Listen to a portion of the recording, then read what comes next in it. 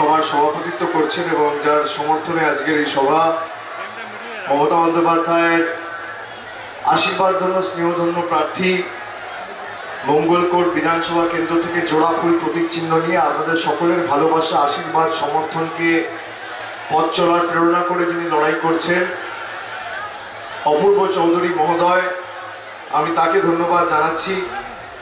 আমাদের মধ্যে উপস্থিত রয়েছেন পঞ্চায়েত সমিতির সভাপতি দীপা ঘোষ সহ শেখ আব্দুল বাসেদ, সুদীপ্ত ঘোষ, মুন্সি রেজাউল হক, চন্দন সরকার, মেহবুব চৌধুরী, প্রদীপ চট্টরাজ, পূর্ণিমা দাস, সুমনা মুখার্জি, পুরবী অধিকারী, খাদিজা খাতুন, চৌধুরী আব্দুল সামাদ, ইব্রাহিম খান, আবু বাকার শেখ, চৌধুরী আব্বাস আহমেদ এবং সৈয়দ আসিফ। আমি সবাইকে একযোগে ধন্যবাদ জানাচ্ছি এবং প্রণাম জানাচ্ছি। আমি কৃতজ্ঞতা জানাচ্ছি আপনাদের সকলকে, মায়েদের, বোনেদের, সহকর্মী, সহযোদ্ধা, সতীর্থ যারা এসছে। মঙ্গলকোটের ক্ষীরগ্রামের মা যোগাদ্দা মন্দির সারা পূর্ব বর্ধমানের আকর্ষণ। আপনারা জানেন এখানে মা মঙ্গলচণ্ডী মন্দির থেকেই মঙ্গলকোট নামটা আসে এবং মা মঙ্গলচণ্ডীর পুজো, যোগাদ্দার পুজো এই বিধানসভার প্রধান উৎসব। মঙ্গলকোট এক সময় রাজা বিক্রমাদিত্যর রাজধানীও কিছুদিনের জন্য ছিলেন। আমি আপনাদের সকলকে ধন্যবাদ জানাই, কেননা আপনারা সারা বছর বাংলার রীতি নীতি, কৃষ্টি, সংস্কৃতি অব্যাহত রেখে সর্বধর্ম সমন্বয়ের মন্ত্রে বিশ্বাস করে এলাকার শান্তি সম্প্রীতি বজায় রেখে ধর্ম যার যার এবং উৎসব সবার এই মূল মন্ত্রে বিশ্বাস করে আপনারা এলাকার শান্তি শৃঙ্খলা বজায় রাখেন। এবং এই গরমের মধ্যেও যারা আজকের সভায় এসে উপস্থিত হয়েছে, বিপুল জনসাধারণ যারা এসে ইতিমধ্যেই সভাস্থলে পৌঁছেছেন, অনেক মানুষ হেলিপ্যাডের দুধারে চারধারে রয়েছে, আমি সকলকে ধন্যবাদ জানাই। তার কারণ বেলা 2টোর সময় যারা সভায় আসে তারা শুধুমাত্র বক্তব্য শুনতে আসে না, তারা মনস্থির করে আসে যে 22 তারিখ ভোট তৃণমূল কংগ্রেসকে দিয়ে তৃতীয়বার মমতা বন্দ্যোপাধ্যায়কে মুখ্যমন্ত্রী করে বাংলার মসনদে বসাবো। তারা সিদ্ধান্ত নিয়ে আসে আর যাই হোক বাংলার মা ভাই বোনেরা বহিরাগতদের কাছে, বিশ্বাসঘাতকদের কাছে মাথা নত করবে না। আপনারা দেখেছেন আমাদের রাজ্যে এবং আমাদের রাজ্য সহ সারা দেশে করোনার গ্রাফ এখন ঊর্ধ্বমুখী। কালকে একদিনে 2,60,000 কেস হয়েছে, তার মধ্যে 1600 মানুষ মারা গেছে। 4 দিন আগে আমাদের নেত্রী নির্বাচন কমিশনকে চিঠি দিয়ে জানিয়েছিল যে মানুষের অসুবিধা হচ্ছে, এই গরম রোদ্দুর, তার মধ্যে আবার করোনা বাড়ছে। তা 3 দফায় ভোট না করিয়ে আপনারা 1 দফায় ভোট করান, মানুষের সুবিধা হবে, প্রচার সভা সমিতি এসব কমবে, করোনা সংক্রমণ আটকাতে সরকার ভালো করে কাজ করতে পারবে এবং করোনা নিয়ন্ত্রণে থাকবে। কিন্তু কেন্দ্র সরকার, কেন্দ্রীয় নির্বাচন কমিশন কোন রকম কর্ণপাত করেনি। তার কারণ এরা যদি 3 দফায় ভোট না করিয়ে 1 দফায় ভোট করায় তাহলে বহিরাগতদের ফেক নিউজ ছড়াতে অসুবিধা হবে, তাহলে বহিরাগতদের ডেলি প্যাসেঞ্জারি করা বন্ধ হয়ে যাবে, সকাল বিকেল প্রচার করে মানুষকে ভুল বোঝাতে পারবে না। তাই একটা বিশেষ রাজনৈতিক দলের সুবিধা করে দেওয়ার জন্য মানুষগুলোর কথা চিন্তা করেনি। আজকের সভা দেখে সত্যি আমি যেমন আপনাদের কাছে কৃতজ্ঞ, তেমনি আমার ভয়ও লাগছে। আমি সকলকে অনুরোধ করব আপনারা সকলে সুস্থ থাকবেন, তার কারণ আগামী দিন নির্বাচন 22 তারিখ আছে। যেন তেন প্রকারে বহিরাগতদের দল বাংলা দখল করতে চায়। আপনারা দেখেছেন 4র্থ দফার ভোটে শীতলকুচিতে 5 জন তরতাজা বাঙালিকে খুন করা হয়েছে, পয়েন্ট ব্ল্যাঙ্ক রেঞ্জ থেকে গুলি চালিয়েছে। তার কারণ কি? এই লোকগুলোর দোষ কি ছিল? এরা বাংলা মায়ের সন্তান, এরা গরিব। এদের অপরাধ কি? এরা দিল্লি, মধ্যপ্রদেশ আর গুজরাটের নেতাদের কাছে মাথা নত করেনি, বশ্যতা স্বীকার করেনি। এরা লাইনে দাঁড়িয়ে নিজের ভোটটা নিজেরা দিতে যাচ্ছিল। এইটুকু হচ্ছে এদের অপরাধ। কেন্দ্রীয় বাহিনী গুলি করে মেরেছে, একদম পয়েন্ট ব্ল্যাঙ্ক রেঞ্জ থেকে স্ট্রেট বুকে মেরেছে, বুকে গুলি করেছে। বলছে আত্মরক্ষার জন্য কেন্দ্রীয় বাহিনী গুলি চালিয়েছে। আত্মরক্ষার জন্য প্রথমে যদি পুলিশকে গুলি চালাতে হয় তাহলে পুলিশ টিয়ার গ্যাস চালায়। টিয়ার গ্যাসে যদি ভিড় বা বিক্ষোভ নিয়ন্ত্রণে না আসে, তখন আত্মরক্ষার জন্য যারা গুলি চালায় তাদের হাতে গুলি চালাতে হয়, পায়ে গুলি চালাতে হয়। আপনি দেখুন গুলিটা চালিয়েছে কোথায়? সোজা বুকে। তার কারণ বিজেপি নেতাদের আদেশ ছিল যে যদি মাথা নত না করে বুকে গুলি করে মারো, যে কোনো মূল্যে আমার বাংলা দখল করতে হবে। আপনারা বলুন, যারা বাঙালির রক্তে বাংলা দখল করতে চায়, আগামী দিন তাদের যোগ্য জবাব দেবেন না? যারা আমাদের ভাইদের বোনেদের রক্তের বিনিময়ে বাংলাকে অশান্ত করে আপনাদেরকে দিল্লি স্থাপক বানিয়ে আগামী 5 বছর রাখতে চায়, তাদেরকে যোগ্য জবাব দেবেন না? দেবেন না ভাইরা? আগামী 22 তারিখ আমি আপনাদের প্রথমেই অনুরোধ করব যে বুলেটের জবাব আমাদের ব্যালটের মাধ্যমে দিতে হবে। কড়াই গন্ডাই বহিরাগতদের জামানত বাজেয়াপ্ত করতে হবে। যারা এখন সভা সমিতি করতে আসছে, 2 বছর এদের টিকি খুঁজে পাননি। করোনার সময় আপনার পাশে এসে দাঁড়িয়েছিল, লকডাউনের সময় আপনার পাশে এসেছিল, আপনার পরিবারের মুখে 1 কেজি চাল এরা তুলে দিয়েছিল, এদের টিকি খুঁজে পাননি। এখন বাবুরা ডেলি প্যাসেঞ্জারি করছে। যে করে হোক মমতা বন্দ্যোপাধ্যায়কে হারাতে হবে। ভারতের প্রধানমন্ত্রী, স্বরাষ্ট্রমন্ত্রী, কি করে করোনাকে নিয়ন্ত্রণে আনা যায় এ নিয়ে এদের মাথা ব্যথা নেই। কি করে বাংলা দখল করা যায়, এটাই হচ্ছে বিজেপির প্রধান লক্ষ্য। যারা মানুষকে মৃত্যুর মুখে ঠেলে দিয়ে বাংলা দখল করতে চাইছে, আগামী দিন এদের জবাব দেবেন কি দেবেন না? আমার আপনার জীবনের এদের কাছে কোনো দাম নেই। যে কোনো প্রকারে বাংলা দখল করতে হবে। সিপিএম বলছে মমতা ব্যানার্জিকে হারাও, কংগ্রেস বলছে মমতা ব্যানার্জিকে হারাও, বিজেপি বলছে মমতা বন্দ্যোপাধ্যায়কে হারাও, আর বাংলার 10 কোটি আপামর জনসাধারণ বলছে তৃতীয়বার মুখ্যমন্ত্রী করে মমতা ব্যানার্জিকেই বসাও। এটাই হচ্ছে পার্থক্য। একদিকে আপনি দেখুন বহিরাগত ধাপ্পাবাজ জুমলাবাজ নেতা এসে কি বলছে? বলছে আমাদের সুযোগ দাও, আমরা কাজ করে দেখাবো, সোনার বাংলা গড়ব। আর একদিকে বাংলার মেয়ে জননেত্রী মমতা ব্যানার্জি বলছে 10 বছরের কাজের হিসাব নিন আর ঐক্যবদ্ধ হয়ে আগামী দিন জোড়া ফুলে ভোট দিন। আপনি কাকে নির্বাচিত করবেন সিদ্ধান্ত আপনার। এরা যা কথা দিয়েছিল কোনো কথা রাখেনি। 5 বছর 7 বছর আগে থেকে সভা সমিতি করে বলেছিল আমরা আচ্ছে দিন আনবো, বলেছিল সবাইকে 15 লাখ টাকা দেবো, 2 কোটি বেকারের বছরে চাকরি দেবো, জিএসটি করে দেশের অর্থনীতিকে বলিষ্ঠ করব, নোটবন্দি করে কালো টাকা ধ্বংস করব। কিচ্ছু করেনি। আপনি 15 লাখ টাকা পেয়েছেন? উত্তর হচ্ছে না। আপনি চাকরি পেয়েছেন বিজেপির সরকারে? উত্তর হচ্ছে না। কালো টাকা ধ্বংস হয়েছে? উত্তর হচ্ছে না। জিএসটি করে দেশের অর্থনীতি বলিষ্ঠ হয়েছে? উত্তর হচ্ছে না। কিন্তু অন্যদিকে মমতা বন্দ্যোপাধ্যায় যে কথাগুলো দিয়েছিল, বলেছিল বিনা পয়সায় শিক্ষা দেবো, দিয়েছে? উত্তর হচ্ছে হ্যাঁ। বলেছিল বিনা পয়সায় খাদ্য রেশন দেবো, 10 কোটি মানুষকে খাদ্য সাথীর আওতায় এনে বিনা পয়সায় রেশন দিচ্ছে? উত্তর হচ্ছে হ্যাঁ। বিনা পয়সায় স্বাস্থ্য দিচ্ছে? উত্তর হচ্ছে হ্যাঁ। বিনা পয়সায় শিক্ষা দিচ্ছে? উত্তর হচ্ছে হ্যাঁ। মোদিজির 15 লাখ আপনার ব্যাংক অ্যাকাউন্টে ঢোকেনি, কিন্তু মমতা ব্যানার্জির কন্যাশ্রী আর রূপশ্রীর 25,000 টাকা আপনার ব্যাংক অ্যাকাউন্টে ঢুকে গেছে। এটাই হচ্ছে পার্থক্য। আজকে দেখুন করোনার সময় সভা সমিতি করছে সারা দেশ জুড়ে, বলছে বাংলাকেও গুজরাট বানাবো, উত্তরপ্রদেশ বানাবো। আপনি জানেন গুজরাটের জনসংখ্যা কত? 7 কোটি। আর গুজরাটে বেডের সংখ্যা কত জানেন? 18,000। সিপিএম আমলে এখানে বেডের সংখ্যা কত ছিল জানেন? বাংলায় 7 থেকে 10,000। আর 10 বছরের মমতা ব্যানার্জি বেডের সংখ্যা করেছে 10,000 থেকে 1 লাখ। এটাই হচ্ছে পার্থক্য। আপনি জানেন প্রধানমন্ত্রী 8,500 কোটি টাকার বিমানে চড়ে আসছে বাংলায়। আমার আপনার টাকা, করের টাকা দিয়ে বিমান কিনছে। 8,500 কোটি টাকায় যদি বিমান না কিনতো, সেই টাকা দিয়ে 100টা হাসপাতাল তৈরি হতো, 10,000 শয্যা বাড়তো। দিল্লিতে সংসদ ভবন তৈরি করছে, কত টাকা খরচা করে? 25,000 কোটি। 250টা হাসপাতাল হতো, 25,000 বেড বাড়তো। তা করেনি।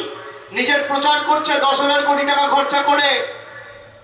আর গুজরাট উত্তরপ্রদেশের অবস্থা দেখুন, শ্মশানের বাইরে অ্যাম্বুলেন্সের লাইন লেগে রয়েছে, মৃত্যু মিছিলের লাইন, এক হাত ছেড়ে ছেড়ে মৃতদেহ পোড়ানো হচ্ছে।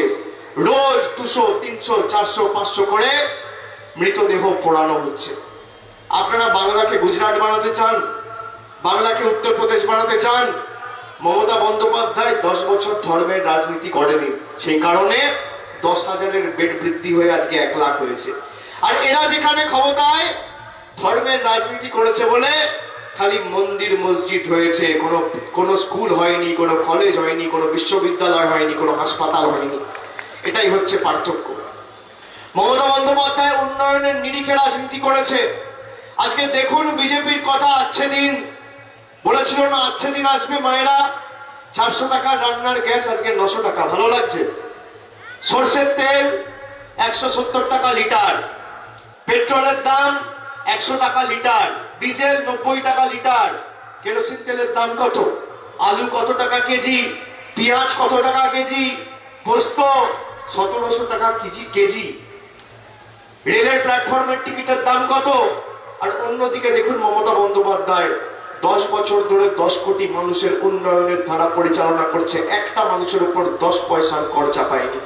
তাও বিনা পয়সায় খাদ্য দিয়েছে, বিনা পয়সায় শিক্ষা দিয়েছে, বিনা পয়সায় রেশন দিয়েছে। আমি বিজেপিকে চ্যালেঞ্জ করে বলছি যে আপনারা এতগুলো রাজ্যে ক্ষমতায় রয়েছেন, একটা রাজ্য বলুন যেখানে আপনারা বিনা পয়সায় শিক্ষা, স্বাস্থ্য আর রেশন দিচ্ছে। একটা রাজ্যের নাম বলতে পারবেন না। আপনারা বলছেন বিজেপি হচ্ছে দেশের সর্ববৃহৎ রাজনৈতিক দল। আরে আপনার যদি ক্ষমতা থাকে আপনি বাংলায় একটা সভামঞ্চ বাঁধুন, আপনি আপনার রিপোর্ট কার্ড নিয়ে যাবেন, আমি আমার রিপোর্ট কার্ড নিয়ে যাব। আপনি 7 বছর কেন্দ্র সরকার পরিচালনার দায়িত্বে রয়েছেন, আপনি কেতুগ্রাম, মঙ্গলকোট, আউসগ্রাম, ভাতারের মানুষের জন্য কি কাজ করেছেন, আর আমি আমার রিপোর্ট কার্ড নিয়ে যাব যে আমাদের দিদি 10 বছর বাংলায় ক্ষমতায় এই কেতুগ্রাম, মঙ্গলকোট, আয়ুষগ্রাম, মন্তেশ্বর, কালনা, ভাতার এই এলাকার জন্য, বর্ধমান, বীরভূমের জন্য কি কাজ করেছে। আপনি তথ্য পরিসংখ্যানের নিরিখে লড়াই করুন। যদি বুকের পাটা থাকে আর প্রকৃত রাজনীতিবিদ হন, আপনি আপনার রিপোর্ট কার্ড নিয়ে আসুন, আমি আমার রিপোর্ট কার্ড নিয়ে যাব। মঞ্চ আপনি ঠিক করুন, সবার সময় আপনি ঠিক করুন, সঞ্চালক আপনি ঠিক করুন। 1 ঘন্টা আগে আমাকে বলবেন, একদিকে বিজেপির সর্বভারতীয় নেতা দাঁড়াবে আর একদিকে আমি দাঁড়াবো অভিষেক বন্দ্যোপাধ্যায়। তথ্য পরিসংখ্যানের নিরিখে লড়াই হবে, উন্নয়নের নিরিখে লড়াই হবে। আপনাদের ভোকারটা করে যদি মাঠের বাইরে না বের করতে পারি, 10-0 গোল দিয়ে রাজনীতির আঙিনায় পা রাখবো না, এত বড় কথা বলে দিয়ে যাচ্ছে। বলুন কোথায় লড়বেন, বলুন। উন্নয়নের নিরিখে লড়াই করুন। যে মমতা বন্দ্যোপাধ্যায় কথা দিয়ে কথা রেখেছে কিনা, আর আপনারা কথা দিয়ে কথা রেখেছেন কিনা। আমি আপনাদের অনুরোধ করব যে এবার চোখে দেখে ভোট দিতে হবে, কানে শুনে না। আপনারা মাথায় রাখবেন, এই ভোটটা শুধুমাত্র মমতা বন্দ্যোপাধ্যায়কে 3য়-বার মুখ্যমন্ত্রী বানানোর লড়াই নয়, এটা আমার আপনার অস্তিত্বের লড়াই। আগামী 5 বছর আপনি দিল্লির কাছে আত্মসমর্পণ করে বেঁচে থাকতে চান মায়েরা, ভাইয়েরা? দিল্লির রিমোট কন্ট্রোল আপনাকে ঠিক করবে, আপনার জীবন ঠিক করবে, আপনি সেই সরকার চান? বলুন।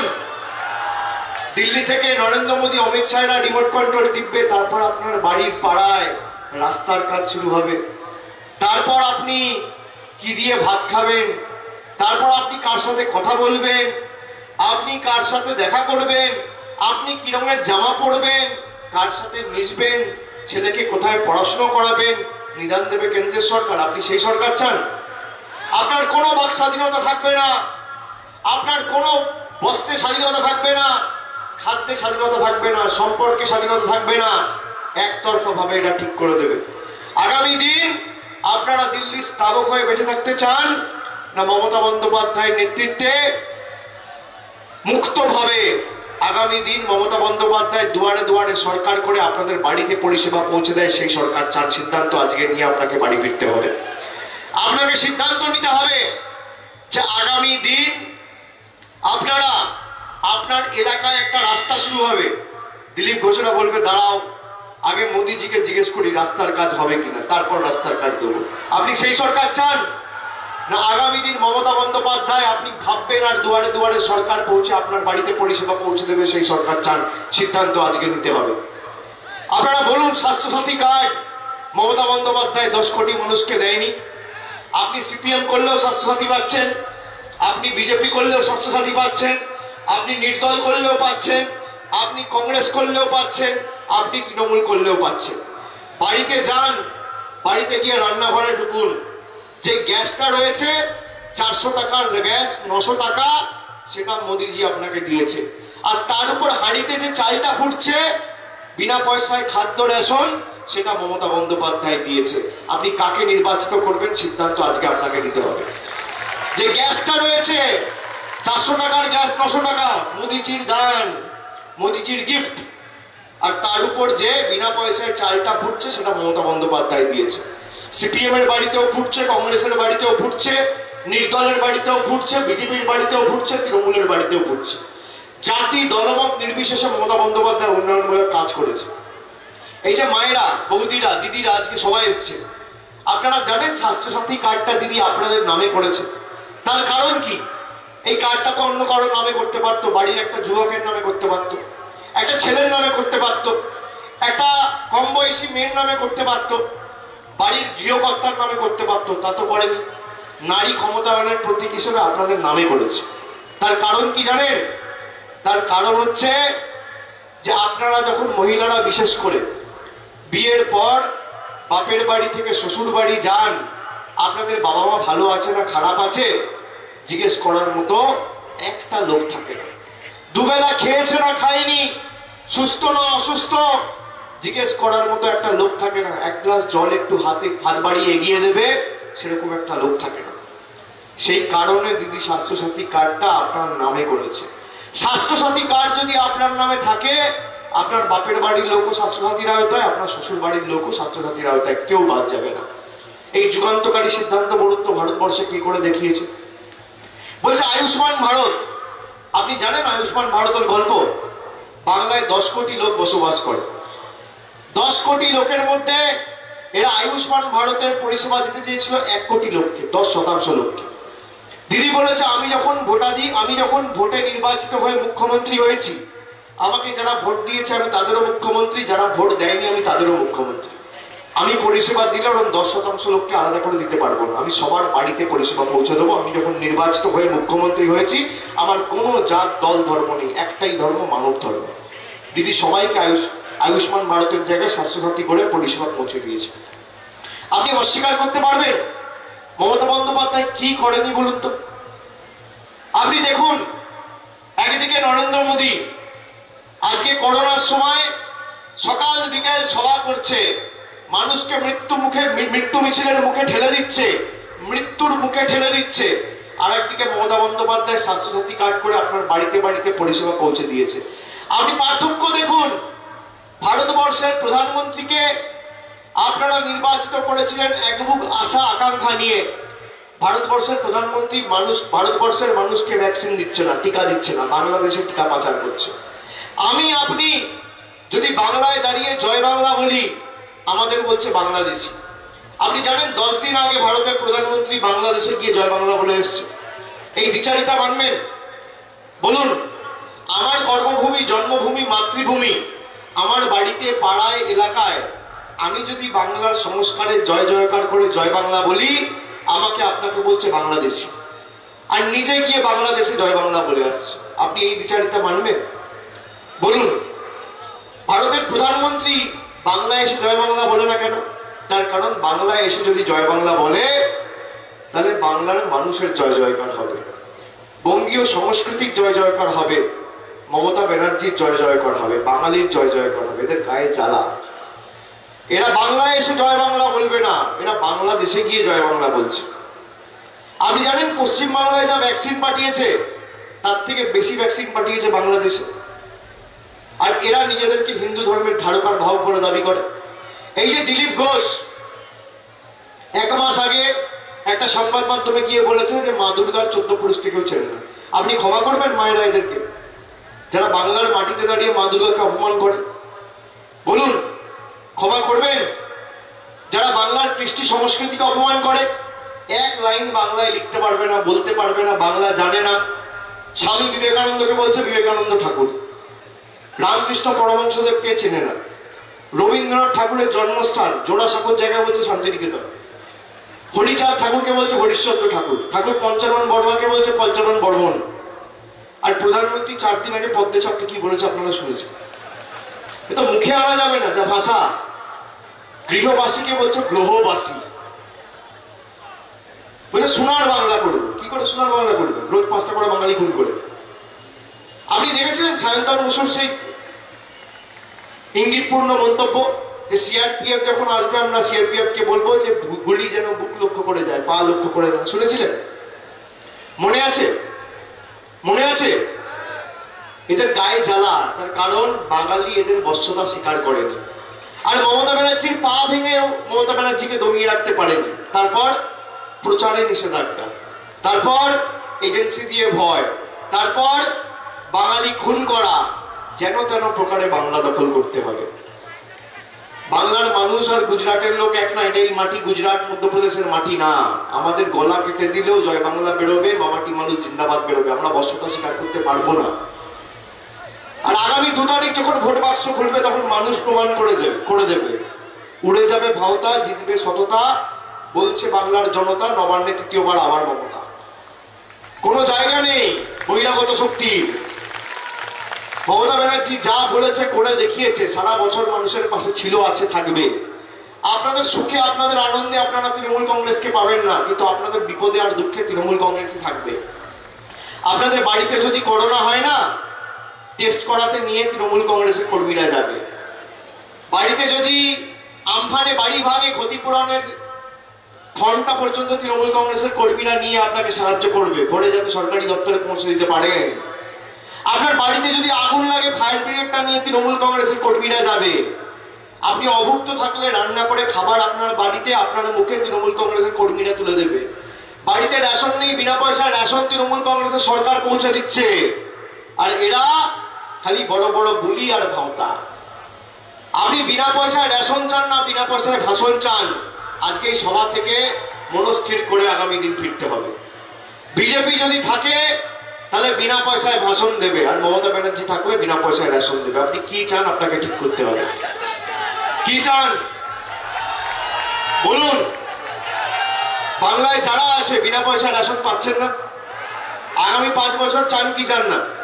আর দিদি কথা দিলে কথা রাখে কিনা? মোদিজি কথা দিলে কথা রাখে? বিজেপি কথা দিলে কথা রাখে? আপনার দুঃসময় কোনোদিন এদেরকে পাশে পেয়েছেন? আপনি যখন অসুস্থ, আপনার যখন খারাপ সময় একবার গিয়ে আপনাকে জিজ্ঞেস করেছে কেমন আছো? তৃণমূল কংগ্রেসের সৈনিকরা আপনার পাশে দাঁড়ায় কিনা? দাঁড়ায় কিনা? দিদি কথা দিলে কথা রাখে কিনা? দিদি বিনা পয়সায় শিক্ষা দিয়েছে কিনা? দিলীপ ঘোষ কি বলছে? বলছে বিনা পয়সা শিক্ষা দিয়েছে, এখন ভোটের রাজনীতি করছে। কেন জানেন? ট্যাব কেনার জন্য 12 স্টুডেন্টদের 10,000 টাকা করে মমতা ব্যানার্জি দিয়েছে। আচ্ছা আপনারা দেখুন, যারা 12 পড়ে তারা ভোট দেবে? তারা ভোটাধিকার প্রয়োগ করার পর্যাপ্ত বয়সে পৌঁছায়নি। দিদি তাও তাদের ব্যাংক অ্যাকাউন্টে ট্যাব আর মোবাইল ফোন কেনার জন্য 10,000 টাকা দিয়েছে, যে ভোট তোমাকে দিতে হবে না, আগামী দিন নিজের ভবিষ্যৎ গড়ো, নিজেদের পরিবারকে শিক্ষার আলোয় আলোকিত করে বাংলাকে সমৃদ্ধশালী করে তোলো। এই জনদরদি মুখ্যমন্ত্রী ভারতবর্ষে কথা রয়েছে বলুন তো? একমাত্র মহিলা মুখ্যমন্ত্রী। দিদি আগামী দিন স্টুডেন্ট ক্রেডিট কার্ড প্রকল্পের কথা ঘোষণা করেছে। স্টুডেন্ট ক্রেডিট কার্ড কি? আমাদের সমাজে, আমাদের রাজ্যে অনেক কৃতি মেধাবী ছাত্রছাত্রীরা রয়েছে, যারা 12 পর প্রাইভেটে পড়াশোনা করতে চায়। কেউ ডাক্তার হতে চায়, কেউ ইঞ্জিনিয়ার হতে চায়, কেউ বিদেশে গিয়ে পড়াশোনা করতে চায়, কিন্তু ভাবে আমার মা বাবার কাছে তো এত টাকা নেই, আমার পড়াশোনার দায় দায়িত্ব কে নেবে? মমতা ব্যানার্জি বলেছে 2 মে সরকার প্রতিষ্ঠা হবে। আগামী দিন বাংলার যত কৃতি আর মেধাবী ছাত্রছাত্রী রয়েছে সবাইকে 10 লাখ টাকা স্টুডেন্ট ক্রেডিট কার্ড আমার সরকার করে দেবে, কারোর কাছে হাত পাততে হবে না। বলুন তো কটা মুখ্যমন্ত্রী করেছে? দিদি কথা দিয়েছে। দ্বিতীয়, মায়েদের জন্য ন্যূনতম মাসিক আয়। ন্যূনতম মাসিক আয় কি? ন্যূনতম মাসিক আয় এমন একটা প্রকল্প যেখানে বাংলার যত পরিবার আছে, এটা ভালো করে শুনুন মায়েরা, বাংলার যত পরিবার আছে 1,60,00,000 পরিবারের গৃহকর্ত্রীকে মাসে মাসে 500 টাকা, বছরে 6,000 টাকা দিদির সরকার ক্ষমতায় আসার পরদিন থেকে আপনার ব্যাংক অ্যাকাউন্টে পাঠিয়ে দেবে, আপনার কারোর কাছে হাত পাততে হবে না। আর আপনি যদি SC ST পরিবারের সদস্য হন, তপশিলি জাতি উপজাতি, তাহলে দিদি বলেছে মাসে 1,000 টাকা, বছরে 12,000 টাকা আপনাদের অ্যাকাউন্টে সরাসরি পাঠিয়ে দেবো, কারোর কাছে আপনাদের হাত পাততে হবে না। দিদি কৃষক বন্ধুর কথা বলেছে যে আগামী দিন আমাদের সরকার ক্ষমতায় আসার পর দিল্লির 6,000 টাকা লাগবে না, বাংলার 68 লক্ষ ক্ষুদ্র এবং প্রান্তিক কৃষককে আমরা একর পিছু 10,000 টাকা দেবো, দিল্লির 6,000 লাগবে না। একদিকে দেখুন বহিরাগত ধাপ্পাবাজ জুমলাবাজ নেতা পরনে দামি পায়জামা পাঞ্জাবি 8,500 কোটি টাকার বিমানে চড়ছে, 6 কোটি টাকার বুলেট প্রুফ গাড়ি, আর কৃষককে দিচ্ছে 6,000। আর একদিকে বাংলার মেয়ে পরনে সুতির শাড়ি, পায়ে হাওয়াই চপ্পল, থাকছে টালির ছাদের ঘরের তলায়, কৃষককে দিচ্ছে 10,000। আপনি কাকে নির্বাচিত করবেন সিদ্ধান্ত আপনার। আর চতুর্থ কি, আমি চতুর্থ অঙ্গীকার বলে আপনারা অনেকক্ষণ ধরে বসে আছেন, আমি সভা শেষ করব। আপনারা বিনা পয়সায় রেশন পান না পান না? আগামী 5 বছর বিনা পয়সা রেশন চান না চান না? কি জোরে বলতে হবে, চান না চান না? চান না চান না? বিনা পয়সায় রেশন চান তো? তা রেশন কোত্থেকে সরবরাহ করা হয়? রেশনের দোকান থেকে, রেশন ডিলারের দোকান থেকে, তাই তো? আপনারা যখন রেশনের দোকানে রেশন নিতে যান তখন লাইনে দাঁড়াতে গরমে রোদে কষ্ট হয়? কষ্ট হয়? সংসারের কাজ ছেড়ে, বাড়ির রান্না বান্না ছেড়ে মায়েরা বৌদিরা দাঁড়িয়ে থাকে, ভাইয়েরা দাঁড়িয়ে থাকে, কাজ কর্ম ছেড়ে, চাষবাস ছেড়ে, ভাল লাগে? ভাল লাগে? তারপর প্যাকেট নিয়ে, থলি নিয়ে, ব্যাগ নিয়ে দাঁড়াতে রেশনের দোকানের বাইরে আত্মসম্মানে লাগে, আত্মঅহংকারে লাগে? লাগে তো? লাগে কি লাগে না? যে আমার প্রাপ্য রেশন আমাকে লাইনে দাঁড়িয়ে নিতে হচ্ছে, কারোর ভাল লাগে না। তা আগামী দিন কি করবেন? লাইনে দাঁড়াবেন? দাঁড়াবেন না? তাহলে রেশন পাবেন কোত্থেকে লাইন না দাঁড়ালে? যখন নোটবন্দি হয়েছিল আপনারা লাইনে দাঁড়িয়েছিলেন তো টাকা পাল্টানোর জন্য, মনে আছে? 130 কোটি মানুষকে লাইনে দাঁড় করিয়ে দিয়েছিল। আপনার গচ্ছিত, আপনার উপার্জিত, আপনার সঞ্চিত টাকা আপনি জমিয়েছেন, আপনি উপার্জন করেছেন, সেই টাকা, আপনার কামানো টাকা আপনাকে লাইনে দাঁড়িয়ে ঘন্টার পর ঘন্টা পাল্টাতে হয়েছে। 500 টাকা, 1,000 টাকা, 2,000 টাকা, 3,000 টাকা, মনে পড়ে? 500 টাকার নোট নিয়ে, 1,000 টাকার নোট নিয়ে, মনে পড়ে? মনে পড়ে তো? তো কষ্ট হয়েছিল, তাও আপনারা কিন্তু লাইনে দাঁড়িয়ে পাল্টেছিলেন। তার কারণ কি? আমি স্যালুট করি আপনাদের। তার কারণ কি? এক বুক আশা স্বপ্ন নিয়ে আপনারা দাঁড়িয়েছিলেন যে আমাদের হয়তো কষ্ট হচ্ছে, হবে, কিন্তু আগামী দিন দেশ থেকে কালো টাকা ধ্বংস হবে। তারপর দেখলেন কি, এ আরো বড় জুমলা, গরিব আরো গরিব হলো, বড় লোক আরো বড় লোক হলো, আর কালো টাকা ধ্বংস তো দূরের কথা, কালো টাকা আরো বেড়ে গেল। কিন্তু আপনারা বলুন তো, যখন আপনারা রেশনের দোকানের বাইরে লাইনে দাঁড়ান, সেটা কি জুমলা? আপনারা রেশন পান না? পান তো? কিন্তু এখন আপনারা কি বলছেন? যে আগামী 5 বছর আমরা বিনা পয়সায় রেশন চাই, কিন্তু রেশনের দোকানের বাইরে আর দাঁড়াবো না। মানে সাপও মরবে, লাঠিও ভাঙবে না, দুটোই চাই, তাই না? তা আমি যদি পাল্টা আপনাকে জিজ্ঞেস করি যে মোদিজি যদি দ্বিতীয়বার নোটবন্দি করে, তাহলে মোদিজিকে বলবেন তো যে আগের বার লাইনে দাঁড়িয়ে টাকা পাল্টেছিলাম, এবার আর লাইনে দাঁড়াবো না, ব্যাংকে বলুন, বাড়িতে এসে টাকা দিয়ে যাবে? বলবেন? বলবেন? কেন বলবেন না? কেন বলবেন না? কেন?